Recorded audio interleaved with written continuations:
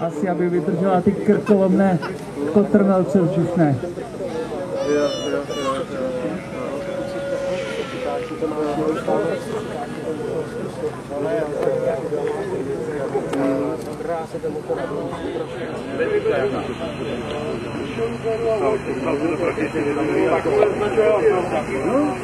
A to přistání bude úžasný úplně. Takže poprosím potlesk panu Dobrému za jeho letovou ukázku s modelem Edition X a poprosíme Sašu. Opravdu dává sílu tomuto modelu vystoupat do potřebné výšky a pak už jen plachtit, tak jak to skutečný větroň má v popisu práce.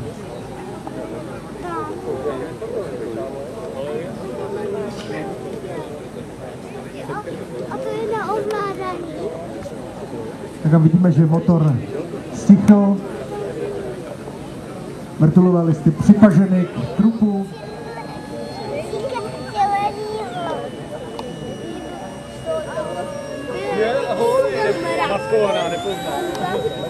Prosíme pořadatele, aby nevpouštěli na plochu nikoho při letové ukázce. Děkuji.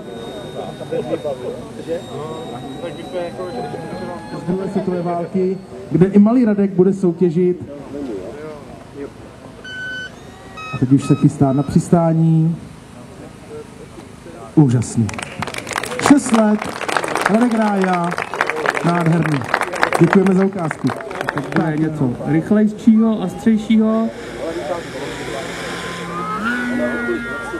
Pilot pan Jelínek a model poháněný je motorem Sturnik Hotliner a pohonné akumulátory mají 5 článků 18 mAh.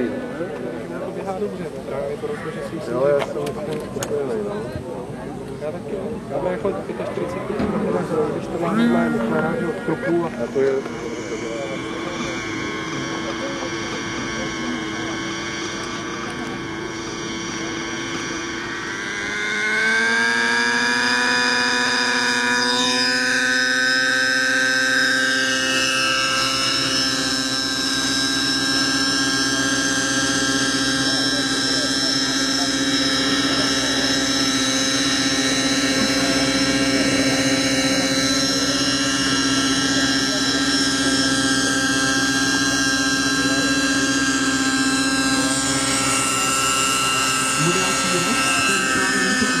Má rozpětí listů 1350 mm a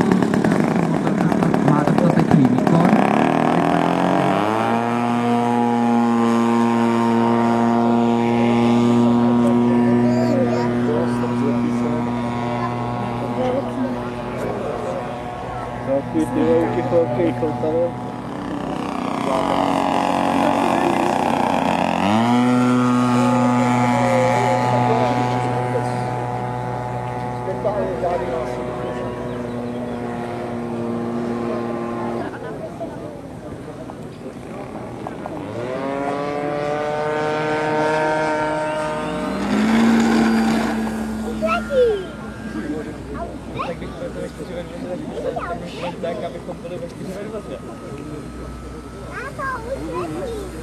Ne, tady jsme 3 hodiny.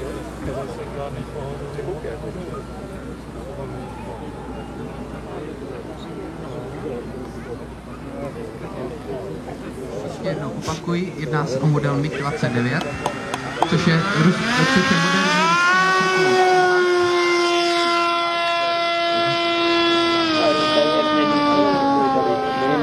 Skoro to neslyšíš. Originál tohoto letadla je vybaven 2 turbínovými motory a dnes můžete vidět tento model poháněný jednou vrtulí.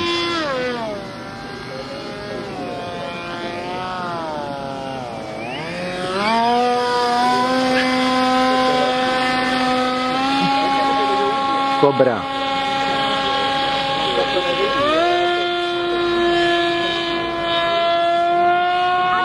Ovládanou rychlostní převodovku a funkční kanon, který jste před chvílí mohli slyšet.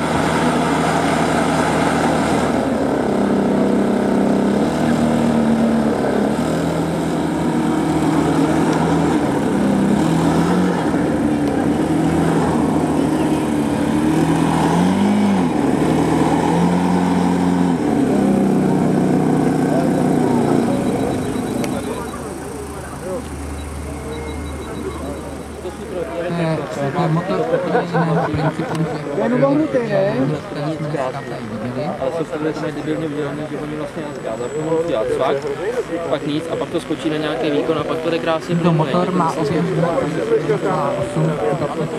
nejde s tím asi smysl časování, už se dotávala ta frekvence, vlastně je ten západ po efektu.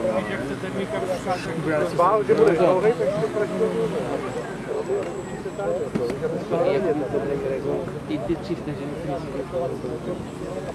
že když to třeba, já to mám baterku.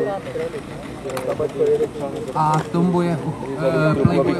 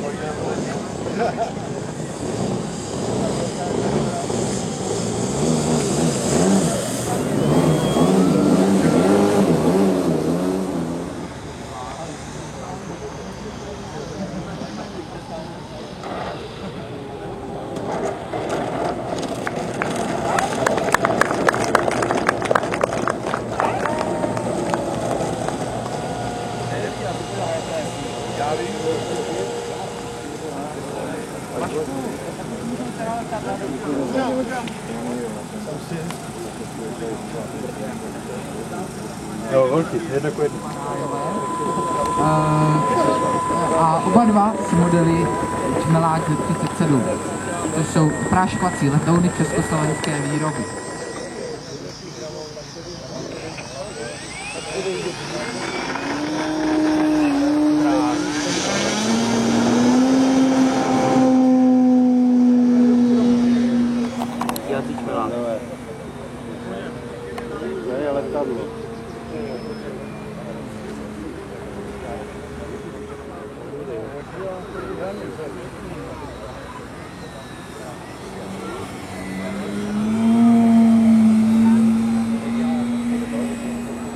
A blíží se nám z pravé strany, předvede nám ještě jeden průlet.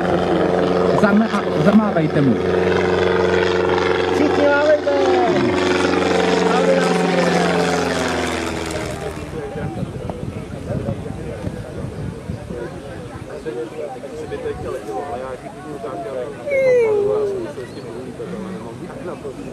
Čas teda, takže jako na tom pro jako neúčastněnýho diváka to není zajímavé.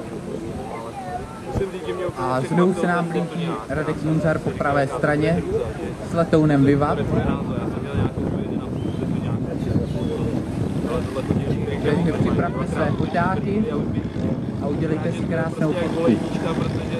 To je, kdyby si vzal spray s konkurem a takhle jenom stříkal prostě sprayem, no. Ale tohle jako